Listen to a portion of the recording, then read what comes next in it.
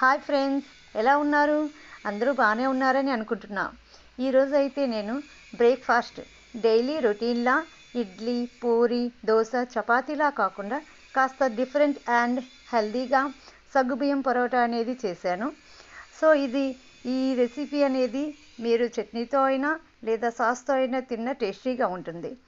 So ఈ recipe అనేది full video మీకు కావాలనుకుంటే కామెంట్స్లో పిన్ చేయండి. ఫుల్ వీడియో అనేది చేసి మన ఛానల్లో అప్లోడ్ చేస్తాను. ఇంకేమైనా మీకు కొత్త రెసిపీస్ కావాలనుకుంటే కమెంట్ చేయండి.